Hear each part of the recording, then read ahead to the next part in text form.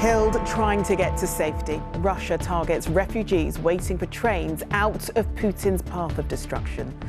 Thousands had gathered to evacuate. Reports talk of bodies, suitcases and stuffed animals scattered across the tracks, with the death toll still rising. Boris Johnson says the attack shows the depths to which Putin's army has sunk. So could we see more mass civilian casualties also tonight? The man who murdered Sabina Nessa is jailed, but once again refuses to face her family in court. The Queen pulls out of her annual Maundy service next week. Prince Charles will go instead. An admission from the Chancellor Rishi Sunak that he did have a US green card for more than a year while in charge of our finances. And why scenes like this at airports could become the norm for a few more weeks yet.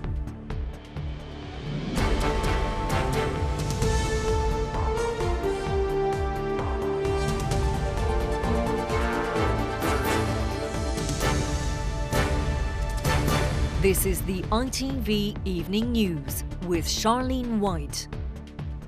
Good evening. Ukraine was hit with even more horror today when Vladimir Putin's military appeared to deliberately aim a missile at thousands of civilians who are trying to flee to safety. Only yesterday, we saw footage of families crowding the platforms at Kramatorsk station, desperate to get out. Today, scenes of carnage, with many adults and children dead. Here, Boris Johnson said the attack showed the depths to which Vladimir Putin's army has sunk. This, as Ukraine warns that more evidence of war crimes is expected to emerge. This report from our correspondent Peter Smith, who's in Kyiv, contains distressing images. Kramatorsk train station. Women, children and babies already fleeing for their lives. Then a bomb hits the crowd. It doesn't get much lower than targeting refugees. The regional governor here says at least 50 have been killed. And speaking to the Finnish parliament today, Ukraine's president was clear it could not have been mistaken for a military target. This is an ordinary railway terminal. People crowded, waiting for the trains to be evacuated to the safe territory. They hit these people. There are witnesses, there are videos, there are remnants of the missiles and dead people. Remnants of the missile were found with a message written in Russian. For the children, it says, suggesting a deliberate revenge attack. The Kremlin has denied Russian responsibility, but it's drawn international condemnation, and senior EU representatives have today come to Ukraine. While here, Ursula von der Leyen was taken to Bucha to bear witness to another atrocity from Russia's invasion. Here in Bucha we saw our humanity being shattered, and the whole world is mourning with the people of Bucha.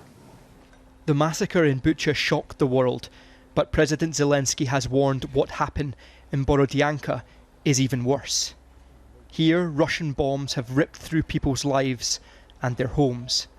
It was sudden, the kitchen is set, the last meal still sits on the table. This is not a rescue mission. They're not expecting to find anyone under this rubble still alive. They are now looking for the missing and trying to uncover more of the hidden horrors from this war. The dead here are still being counted, 30 found in 3 days. But they know more than 100 at least were hiding in the basements when Russia's bombs fell. Each ruined apartment in Borodyanka is now a tomb to a mass grave below. We met one woman who has come to the rubble every day, just waiting for news on her son and his family. I can see the body of my daughter-in-law, but my son and my granddaughter are buried too deep. The fire service can't reach them yet. I'm staying here, waiting for them all. I've been taken to see what's left of the basements and heard testimony today that Russia stopped emergency services getting in to help the injured. Any survivors trapped in the rubble were left to die slowly. Russia's retreat now allows the true scale to be uncovered for the first time, and in the days ahead we will find out if this is one of the biggest civilian massacres from this war. Well, Peter, this seems to be a deliberate targeting of civilians, doesn't it? Are we likely to see more of that from Russia? Well, anyone paying attention to Russia's tactics in Syria will know this is not new. They've got track records of this. If they can't take a territory, they destroy it. And they've also got a track record of these implausible denials. In the UK, we know well about their denial of the Novichok poisoning and the incredible claims that the Russian agents operating in the area were visiting Salisbury Cathedral. But it would be ridiculous if it wasn't so serious. And what we are here to do in Ukraine is bear witness to what's happening. And we are building evidence of a track record of Ukrainian troops here, from the bombing refugees at a train station, executing people in Bucha, to what we have seen here today also in Borodyanka. We are building evidence here to show that they have a track record of callous killings, and the testimony we are hearing from the survivors is damning. Peter, thank you. Well, here Boris Johnson said Britain would be sending further military equipment to help Ukraine. He was meeting the German Chancellor Olaf Scholz as news emerged of the attack in Kramatorsk. Well, our political correspondent Carl Dinnan is at Downing Street for us tonight. Carl, how has the Prime Minister reacted to this? He said the attack was unconscionable. Now, Western officials say they can't formally attribute it to Russia yet, but they do say that they know Russia has these kinds of missiles, and they think it likely that it was Russia that was behind this attack. This is what the Prime Minister had to say about it earlier this afternoon. The attack at the train station in eastern Ukraine shows the depths to which Putin's once vaunted army has sunk. It is a war crime indiscriminately to attack civilians, and Russia's crimes in Ukraine will not go unnoticed or unpunished. Now, while punishment for any war crimes that have been committed may be an issue for the future, more immediately, the Prime Minister announced another £100 million worth of military aid for the Ukrainian forces, including anti-tank missiles, anti-aircraft missiles, and the very latest in what are called loitering drones, the very cutting-edge kit that hasn't even been widely deployed to the British armed forces yet. That sort of equipment the Ukrainians have used very effectively so far in the conflict, but what they really want is heavier equipment, things like tanks, because they believe they will soon have to face the Russians in pitched battles in the east of the country. OK, Carl, thank you. The man who murdered the primary school teacher, Sabina Nessa, has been jailed for at least 36 years in an attack her sister today said broke their family. Kochi Selamai had gone looking for a victim that afternoon and found Sabina in a park before repeatedly hitting her in what was described as a sexually motivated attack. From the Old Bailey, Chloe Keedy reports. My sister was funny, lovable, caring. She loved fashion. She was a shopaholic. Very girly girl. So yeah, like wardrobes popping at the seams because there's too many clothes. Sabina Nessa was 28 and on her way out on a Friday night when she was murdered by a man she didn't know. That man was 36-year-old Kochi Selamai. He refused to come to court today to be sentenced in person for his crime. Sabina's grieving family were there to listen as the harrowing details of her death were read out. How could he do that? How could he hurt my sister? My whole world just crumbled down. Kochi Selamai went out that night looking for a lone woman to attack. Earlier that day, he'd checked into the Grand Hotel in Eastbourne, just a few minutes' walk from his own flat. He then drove 60 miles in a hired Nissan Micra, finally parking up in Kidbrooke just after 7:30 p.m. There he went into Sainsbury's to shop for a weapon. He eventually left with a rolling pin, but it was this 2-foot-long metal warning triangle he used in his attack on Sabina Nessa as she made her way through her local park. It was a journey that should have taken 5 minutes. But when Sabina Nessa walked into this park, Kochi Selamai was already here waiting. A CCTV camera captured the moment he attacked her, hitting her repeatedly over the head until she was unconscious. What happened to Sabina Nessa reignited a debate about women's safety. 6 months since this vigil, her sister says not enough has changed. After my sister's attack, I was scared to walk down the streets alone. There's not enough support out there. I feel like it's more words than actions. Sabina Nessa's killer will spend at least 36 years in prison for what he did. Her family will have to live with it for a lifetime and say they will always be wondering why. The judge said Sabina Nessa's death had added to the sense of insecurity felt by women walking through the city at night. He said she had every right to be walking through that park, going out to enjoy herself after a long week at work. The Home Secretary said today she was doing everything in her power to target perpetrators and make the streets safer for everyone. But certainly the campaigners I spoke to here today say they feel there is a long way to go before that's a reality. Chloe, thank you. A hit-and-run driver who crashed into and killed a 2-week-old baby in a pram while using his phone has been jailed for 6.5 years. James Davis was found guilty of causing death by dangerous driving while uninsured. He told the court he blacked out and couldn't remember hitting the pram near Walsall on Easter Sunday last year. Baby Kieran Morris was being walked for the first time in his new pram by his parents.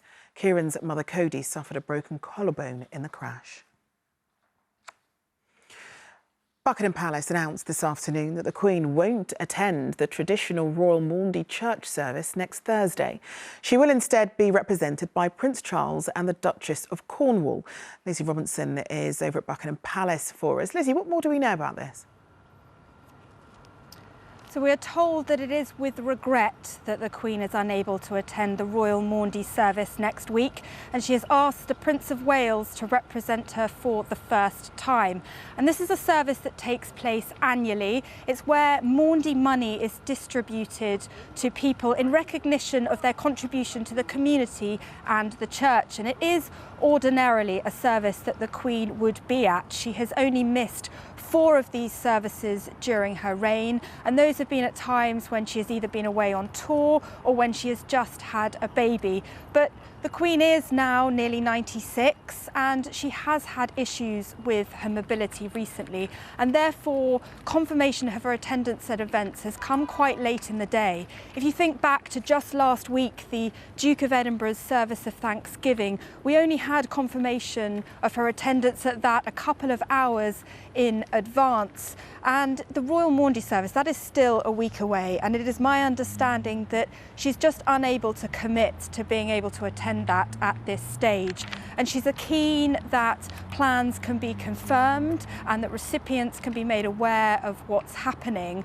And the hope is that this will, avoid any misunderstanding and risk of overshadowing the event with potential news on the morning. OK, Lizzie, thanks very much. The controversy over the tax affairs with the Chancellor Rishi Sunak and his multi-millionaire wife took another turn today when he admitted holding a US green card while in office. His spokeswoman said he returned the card, which affects the holder's tax-paying status, after seeking guidance almost 2 years after he got the job. Our political reporter Shihab Khan has the latest. This was a landmark moment for Rishi Sunak, the moment he delivered his first budget as Chancellor. But as he held up his red briefcase, he was also in possession of a US green card, granting him permanent residency in the United States. In a statement, a spokeswoman for the Chancellor said Rishi Sunak had a green card when he lived and worked in the US. Upon his first trip to the US as Chancellor, it was considered best to return his green card, which he did immediately. All laws and rules have been followed and full taxes have been paid where required. Today, the Prime Minister gave this rather brief response. As I understand it, the Chancellor has done absolutely everything he was required to do. Sunak returned the green card almost a year and a half after being Chancellor. You don't pay double tax, but you pay the worst of each tax system. If one tax system is at 20% and the other is at 30% on the same source of income, you would pay 20% in one and 10% in the other, you would be paying 30%. It comes as pressure was already mounting on the Chancellor over his wife's residency and tax affairs. Akshata Murthy is a non-dom, which means her permanent home is considered to be outside the UK, so she doesn't pay UK tax on foreign earnings. The Labour leader today questioned how the Chancellor's family were benefiting from that. The Chancellor has taken the political decision to impose tax increases on millions of people. They're entitled to know whether his family is using schemes to reduce their own tax. So this is about basic accountability, basic transparency. We need answers to those questions, because this looks to me very much like one rule for them and another rule for everybody else. Both the Chancellor and his wife are adamant that there's been no wrongdoing, but the pressure continues to grow on the couple inside number 11. Shihab Khan, ITV News, Westminster. There's plenty more still to come in the ITV Evening News, including more trouble lies ahead. We'll look at what it means for your Easter plans. And as energy prices rise, customer service standards seem to be plummeting. So who is on the bad list? The company could have gone into my bank account and taken any amount of cash that they wanted, and I'd have still been bashing on the door of WhatsApp and their phone line. We'll name the worst offenders after this short break.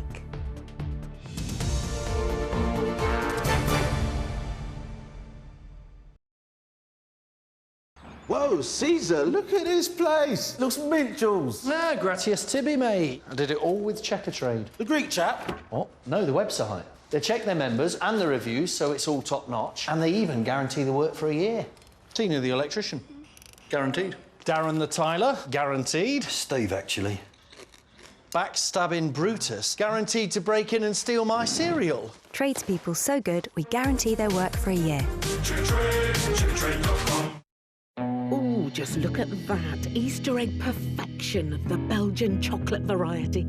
Oh no! Some idiot has spilled paint all over it. Oh, wait, that's not paint. That, friends, is liquid deliciousness.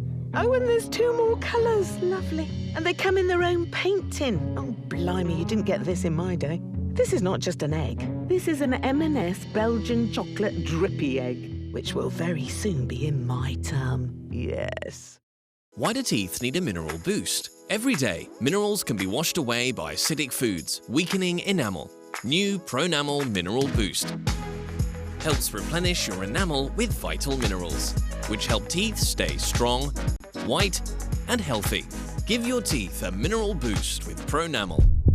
Dad, the dishwasher's stinky again. My mug is still dirty. I know why. Fasten limescale can hide deep inside your dishwasher. Try Finish Dishwasher Cleaner to remove grease and limescale for a hygienically clean and fresh dishwasher. All clean. And fresh. Thanks to Finish Dishwasher Cleaner. We're in. Ready? Ready.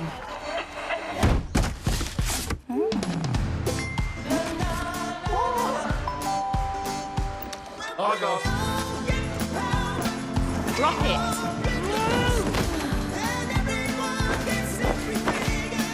At Argos, be restyle ready with our home and furniture range. We're in. Life's here. Be ready. Argos. Meet Georgia. This is her favourite top.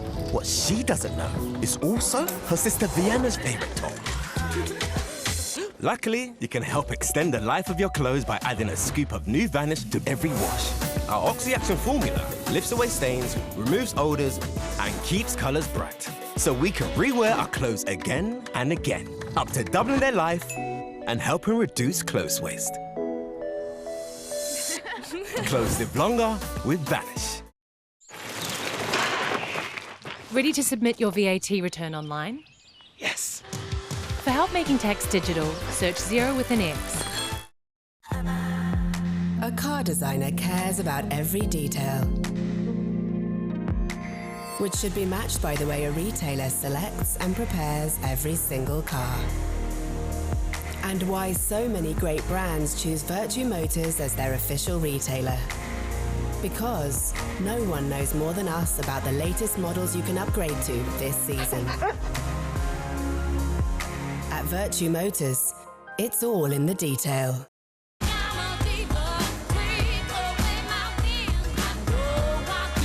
There's more to love at Matalan.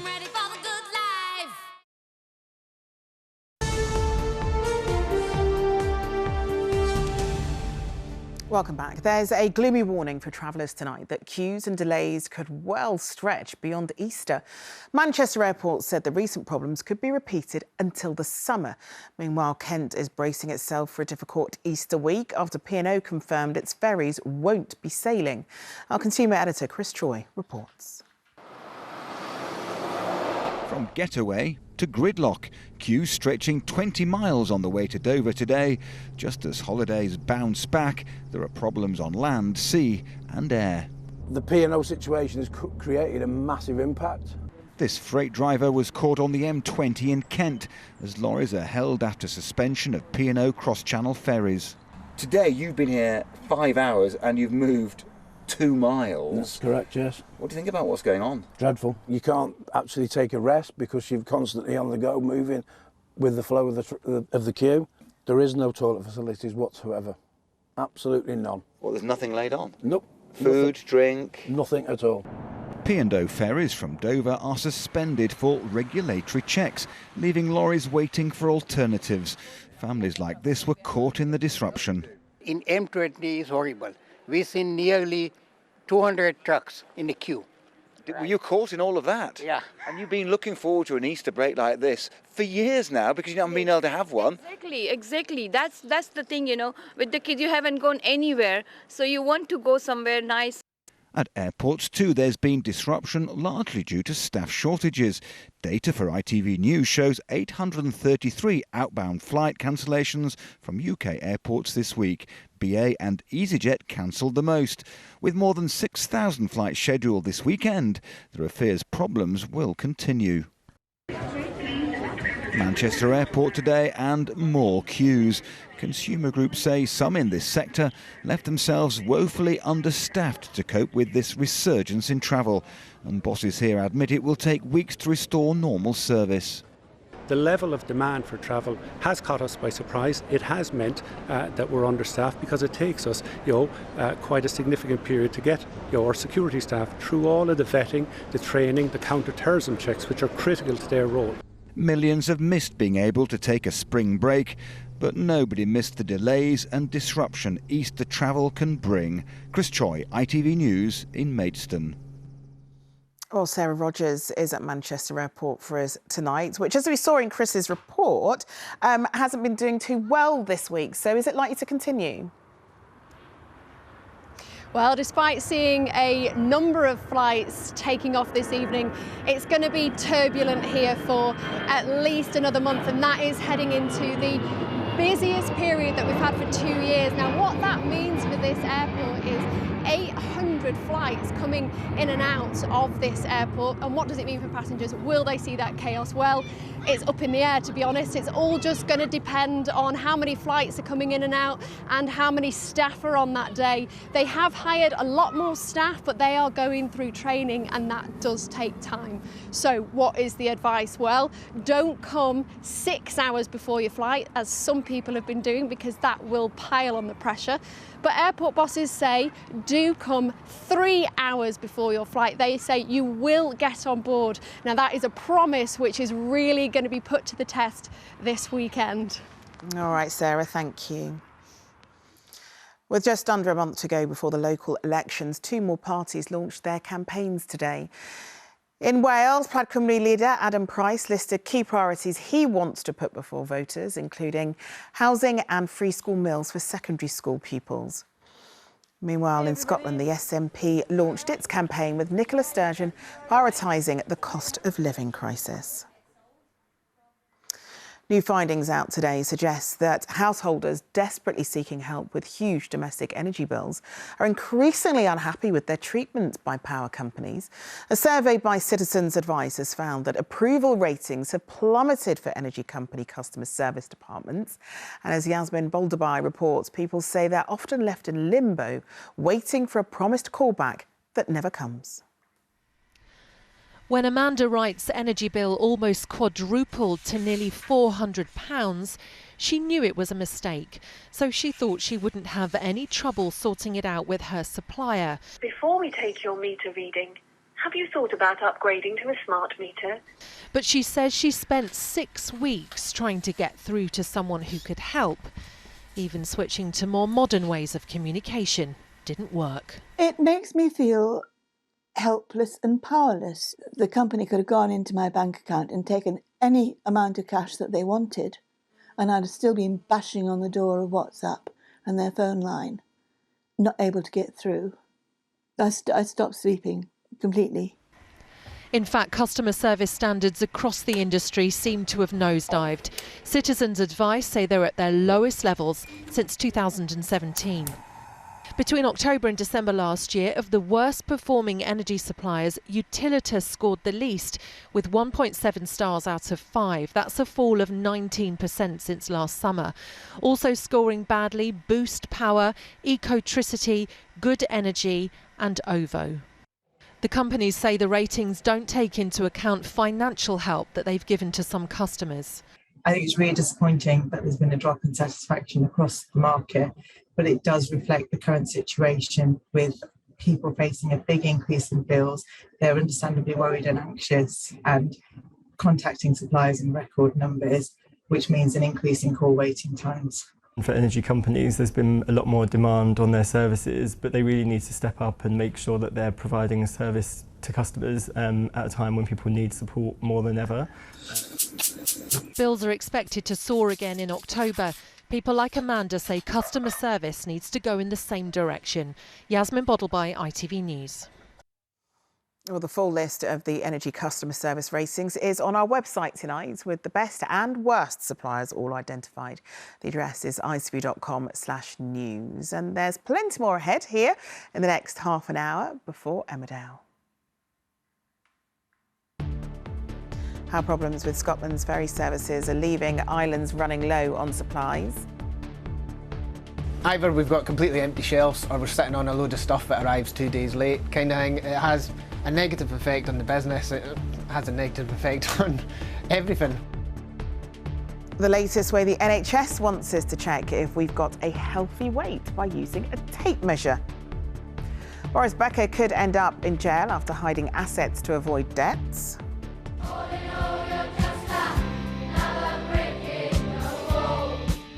Why, after almost 3 decades apart, Pink Floyd are getting back together. And it's Ladies' Day here at Aintree. Find out what the weather's doing for the big race tomorrow. I have all the details. A picturesque island off Scotland's west coast, Islay is one of the country's jewels, beautiful countryside and world-renowned malt whiskies. But there's growing anger among the island's 3,000 inhabitants that despite its worldwide fame, they're increasingly being cut off by the ageing ferry service on which they rely. They, like many Scottish island communities, have been due to get new ferries, but contracts have been delayed by problems, including one shipyard going bust. The distance from Islay, which is part of the Inner Hebrides, to the mainland is barely more than 30 miles. But to its people, like those on other islands, the crossing increasingly feels like an unbridgeable gulf. From our Scotland reporter, Louise Scott. Off the west coast of Scotland, on the southern Inner Hebrides, lies Islay, an island 3,000 call home with world-renowned whisky and stunning coastlines. But it's ferries like this that keep it connected to the rest of the country. No papers, I'm afraid, today. No, we didn't take on either boat, I'm afraid. No daily newspapers is a regular occurrence, and the least of local shop owner Fraser's worries. Essential items are delivered via ferry, but the fleet, which is more than a decade old, is frequently failing. Either we've got completely empty shelves or we're sitting on a load of stuff that arrives 2 days late, kind of thing. It has a negative effect on the business, it has a negative effect on everything, pretty much, so it is deeply frustrating. And it's not just locals affected. Islay relies on the tourism industry, many attracted by the whisky. Anthony Wills opened Kilhoman Distillery 17 years ago and says the issue has been escalating. It's hugely frustrating for everybody on the islands, whether you're just living here and trying to get on and off the island or you're running a business. We feel as though no one's listened to us tourism is a huge part of what happens on Islay, and I think people were being put off coming here if they couldn't get on a ferry. Islay is just one example, but there are thousands of people living on islands around Scotland that rely on these ferries as a lifeline to connect them to the mainland. Cancellations due to weather can be expected and even tolerated, but it's the ageing fleet breaking down on a regular basis that's testing Scotland's islanders. 2 ferries were commissioned by the Scottish Government in 2015 to be built at the struggling Ferguson Marine shipyard. They would be ready by 2018, costing £97 million. 2 years later, the first delays were reported. In 2019, the shipbuilders went bust and the Scottish Government took over with a new completion date of 2022 and costs rising to around £200 million. Now, the vessels won't be complete until 2023, with costs spiralling to at least £240 million, 2.5 times their original price. The Scottish Government have been accused of hastily awarding the contract to an unsuitable shipyard. Nobody wants to see vessels that are delayed or over budget. We need to complete these vessels quickly. We've got an updated schedule, updated cost figures, progress is being made. And I think that's what matters. Going back to the start of the process back in 2015, there's obviously been a lot of scrutiny of the procurement process. We've learned lessons. Despite Scotland's rich history in shipbuilding, 2 new ferries for Islay's route are set to be built in Turkey over the next 2 to 3 years. But local farmer Scott McClellan needs a solution now. He struggles to move his animals to the mainland, and even planning crossings weeks in advance doesn't guarantee a successful trip. Farming here is hard enough anyway, without all these additional ferry-induced issues. So say you've got your local motorway you commute to, and all of a sudden they just close 80% of the capacity of that motorway and say that's for tourists, camper vans and everyone else, and you're trying to get to your work, your daily commute. And that's what ferries here are. They're our motorways, they're our roads, they just float. The Scottish Government has admitted it regrets the failings with the ferries so far.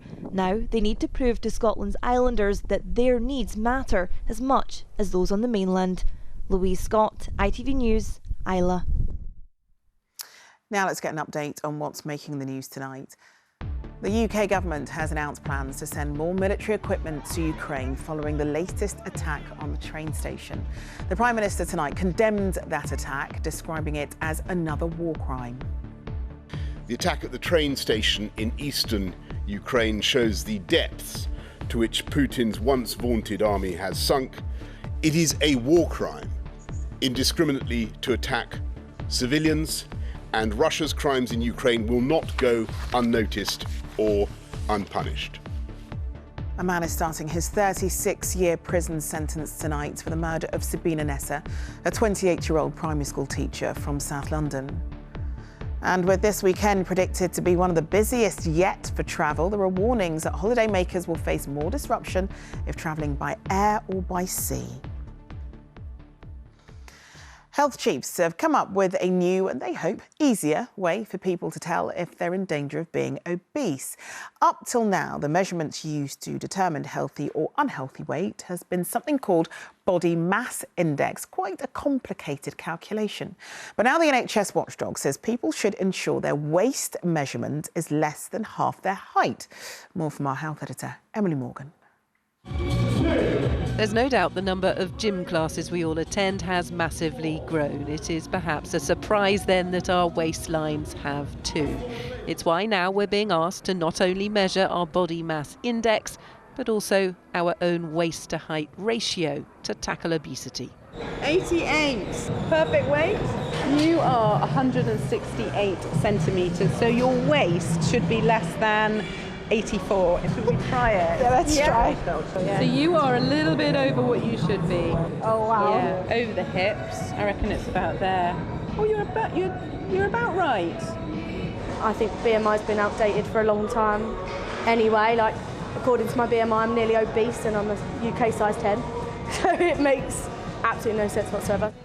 Watchdog NICE has updated its guidelines to help people reduce health risks. The new draft advice applies to those with a BMI under 35. The waistline measurement should be just less than half of your height, and the ratio should be between 0.4 to 0.5 to be considered healthy. BMI can be extremely useful, but we always have to take caution, particularly if people have significant muscle mass, so your bodybuilders, rugby players, etc., etc. This is much more simple to empower people at home to self-care. BMI on its own doesn't take into account excess weight around the middle, something Black and Asian groups are more prone to, and that can lead to longer-term conditions. Later on in the future, you develop diabetes, and we know that obesity is a risk factor for heart disease, and so it can cut people's lifespans short. And you're seeing a greater number of people with diabetes, heart disease? Yeah, very much so. We're diagnosing more and more diabetes, and we're diagnosing more people with high blood pressure and cardiovascular disease as a result of high obesity rates. More than a quarter of adults in England are obese. If these changes can reduce that, they are surely worthwhile. Emily Morgan, ITV News.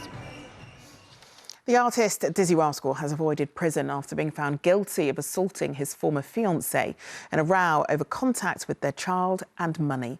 Instead, the chart-topping performer, whose real name is Dylan Mills, was placed under a restraining order with a curfew, as well as being ordered to wear an electronic tag. Rhys Williams reports. Dizzy Rascal, real name Dylan Mills, arrived at court this morning for his sentencing unrepentant. What was the assault? What was the assault? You don't know what you're talking about. That's what I'm saying. What was the assault? What did I do? Pushed your head against us. Is that what happened? Following his guilty verdict last month, he threw a photographer's camera into the road. He faces a separate civil claim for that incident. The court heard the 37-year-old of Sevenoaks in Kent barged his way into his ex-partner Cassandra Jones's home last June and shoved her to the floor during a chaotic row over childcare.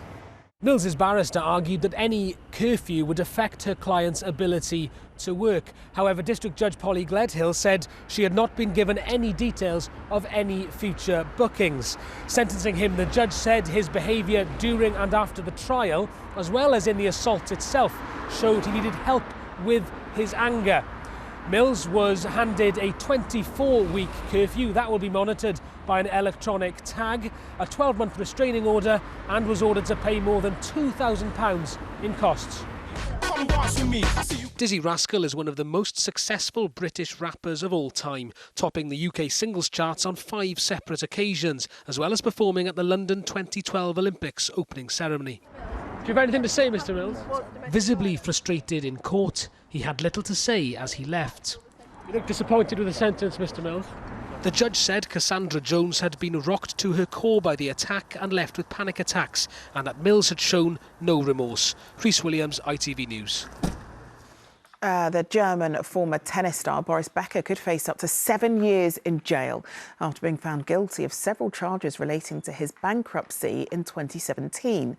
The former Wimbledon champion and 6-time Grand Slam winner was convicted of 4 charges under the Insolvency Act. Our reporter Ian Woods is at Southern Crown Court. Ian, what's he been convicted of? Well, 37 years after first becoming the darling of Wimbledon Centre Court, a jury at Southwark Crown Court today convicted the German star of 4 charges relating to hiding assets related to his bankruptcy. He had told the court during evidence that he had earned $50 million during a stellar tennis career, which saw him win the men's singles title at Wimbledon 3 times, the first when he was just 17, plus 3 other Grand Slam titles. But financial problems followed his retirement from the sport. Divorce and an expensive lifestyle, plus an unpaid loan of £3 million on a Spanish villa, had resulted in him being declared bankrupt 5 years ago.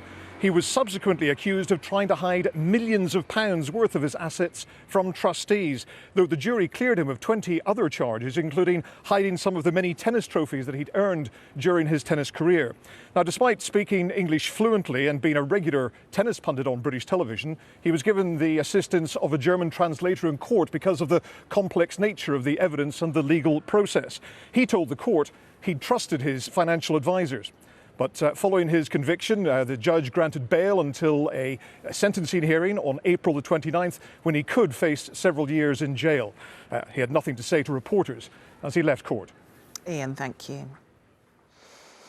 Trans women are no longer able to compete in female events run by British Cycling after the organisation suspended its transgender and non-binary participation policy.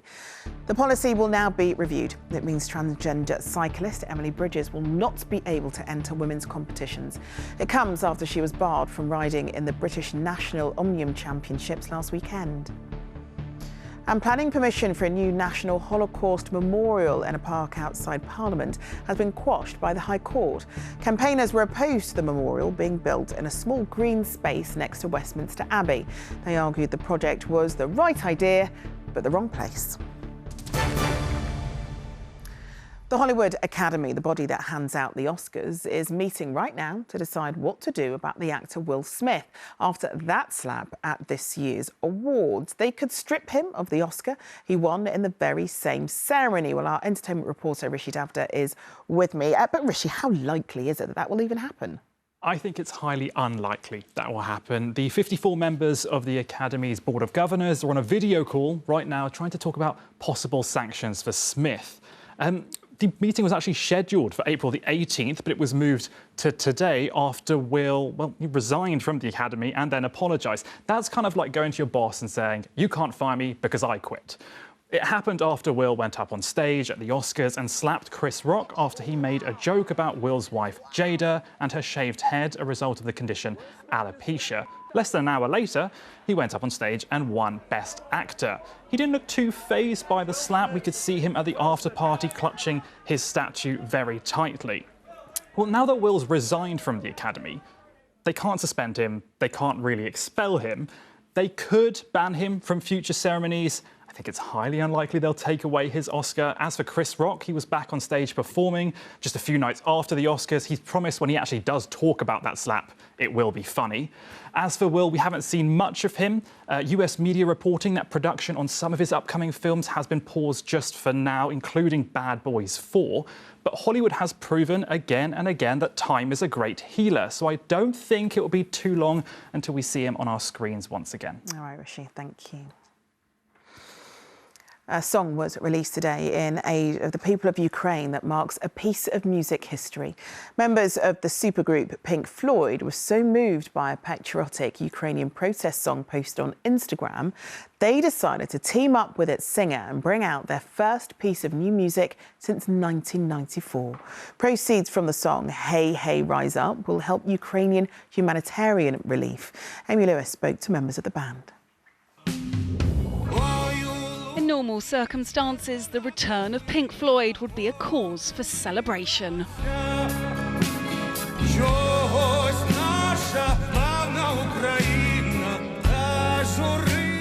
But it is fury and frustration about the invasion of Ukraine that has reunited the rock band for the first time in almost 3 decades.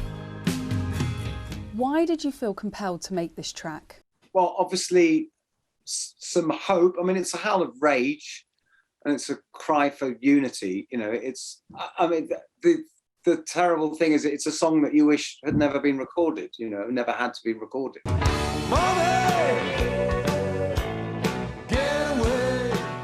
First formed in 1965, Pink Floyd are one of the most innovative rock bands the country has ever seen. They've sold more than 250 million records worldwide, but they haven't released any original material since 1994. We don't need no education. They're now trying to educate the world after this video inspired them to step back into the recording studio. Ой, у лузі червона калина похилилася. Singer Andre Cliffnook left his tour of the US to return home to Ukraine and fight. He appears on the new track, as do some new recruits. The idea that that his vocal could be featured in this way and that we'd actually be playing behind it was really amazing.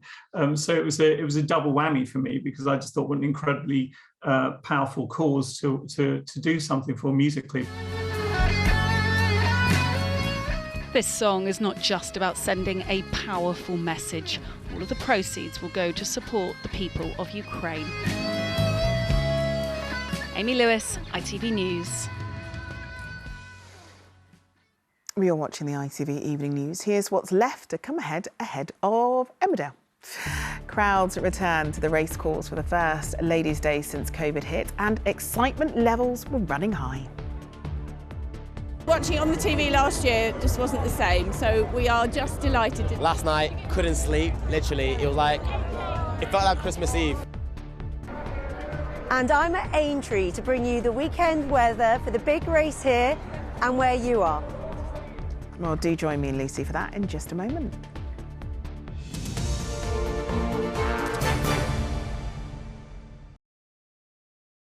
At Nurofen, we know that sometimes regular painkillers alone aren't enough, leaving you feeling a bit out of sync. That's why we developed Nuromol Dual Action. It starts working faster than ibuprofen and lasts longer than paracetamol alone. For all-in-one pain relief to help you get back in sync. Nuromol. Leave the pain to us. Here's a deal worth toasting at Morrison's. A 1 litre bottle of Baileys, now only £9.99. Morrison's. Make good things happen. Oh, it's not a question where you can make it happen again.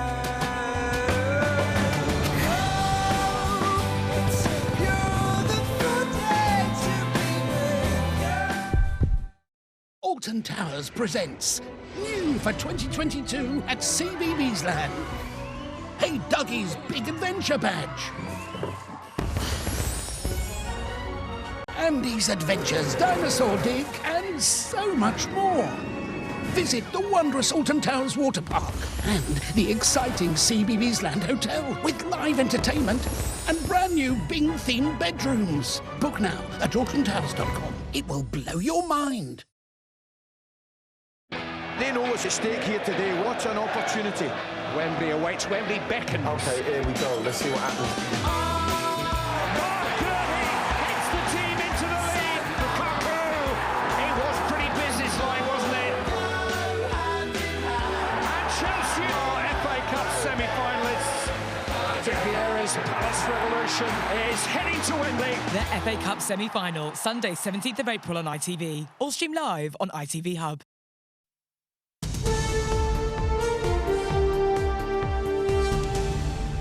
All eyes will be on Aintree this weekend for tomorrow's big race, and we'll get into all of that in just a moment, and about her Ladies' Day as well. But first, to Lucy Versami, who's there. And Lucy, yesterday it was very windy. What's it been like today? Still a little bit, I can see.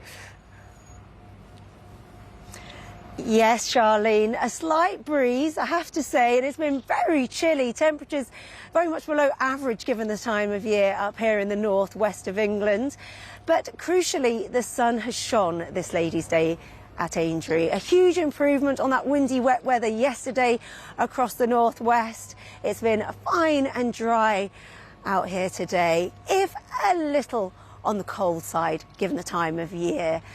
And as for tomorrow, all the eyes on the big race itself. The Grand National takes place just after 5 o'clock in the evening.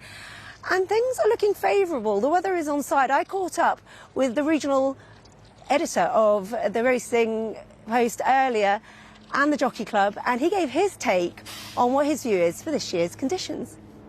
Weather's looking great, yeah. I mean, you know, I think fingers crossed that the weather will be very similar to today with a bit of sunshine. It's not particularly warm, but you know, the ground conditions are absolutely fantastic condition. You know, good to soft ground, perfect for the horses racing out there, and hopefully, you know, good for us, for all the spectators as well.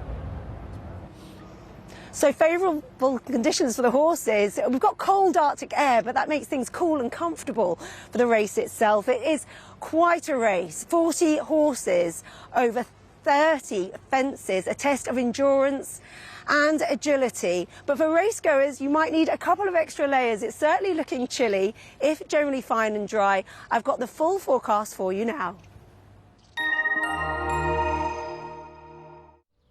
There'll be some light cloud early on today, but by lunchtime it will almost certainly clear. Heinz Seriously Good Mayonnaise sponsors ITV National Weather. Well, it's looking pretty promising for the Grand National tomorrow at Aintree. A risk of a few showers in the Merseyside area first thing in the day, but then generally fine and dry. Some springtime sunshine will make all the difference because it stays very much on the cold side in that chilly breeze, just a very stingy 7 or 8 degrees at best. But at least there's a lot of fine, dry weather to come. As for the rest of the UK and the rest of the weekend, the outlook is looking very chilly in the next 48 hours. Freezing, frosty nights, but so much calmer than the windy weather a little earlier in the week. If we take a look at the bigger picture, we see an area of high pressure just trying to wriggle its way up from the near continent, settling things down quite nicely as we go through the weekend. So much drier, so much calmer than it has been, if quite cold for this point in the year. As for the next few hours, showers to the top and tail end of the country this evening, a wintry flavour through northern Scotland, hail, sleet, hill snow quite possible. Further south the showers will fade and then clearer conditions tonight and temperatures sliding away. Freezing and frosty, particularly out of the towns and cities. -2, -3 quite possible, as low as -5 in Scotland with a chance of some ice. And tomorrow, once more here, a wintry mix of hail, sleet and hill snow on and off first thing tomorrow. Elsewhere clear and crisp. Some lovely sunshine before the cloud bubbles up through the course of the day and staying so chilly in the breeze. A similar theme into Sunday. Chilly but fine and dry. Heinz Seriously Good Mayonnaise sponsors ITV National Weather. So that's it from me from a fairly breezy but bright end to the day here at Aintree. Back to Charlene in the studio. Thanks very much, Lucy. Now make sure you wrap up warm. But let's continue with the Ladies' Day action now. Always guaranteed to be a colourful affair, and more so this year than ever because of the 3-year gap due to COVID. But all eyes are really on a lady who very much made her mark last year and who'll be trying to defend her title this year, Rachel Blackmore, of course. Here's our North of England reporter, Hannah Miller. The race to get through the gates was matched only by the rush of excitement.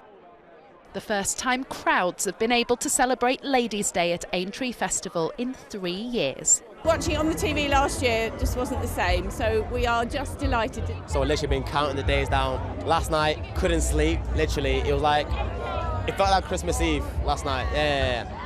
What are you looking forward to? The gin. The gin, okay. Yes. With the sun beating down on the glitz and the glamour, competition for the best outfits as intense as the contest on the racecourse. Every dress, every detail, planned to perfection. As the horses race past, you can hear the cheers, and today is really all about the crowds. Thousands of people packed into the stands, having a good time and looking ahead to the Grand National tomorrow. Last year, the world-famous steeplechase was won for the first time by a female jockey. Rachel Blackmore raises the bar! Rachel Blackmore on Manila Times, together looking to repeat that feat tomorrow. Today, her horse's trainer told me it will come down to good fortune. If you get a bit of luck, brilliant. We had tremendous luck last year, and if that happens again, amazing, yeah. What does it mean to you to have the crowds back again? It's brilliant. It's what it's all about, isn't it? Seeing people out socialising, having fun and appreciating the great sport. And as for me... Are you going racing? Any tips? I've picked the one with the best name. Yeah, I'm on for that. You're going for a Guinness. Come on, let's go. Drop that thing and let's go for a Guinness. Come on. Hannah Miller, ITV News, Liverpool. Knowing Hannah, she enjoyed that Guinness. Right, good luck to all the jockeys that are taking part tomorrow. It's all live on ITV, of course, but that's it from us here. Raggy will be here later with news at 10, but from everybody here on the Evening News team, enjoy your Friday and have a lovely weekend. Bye-bye.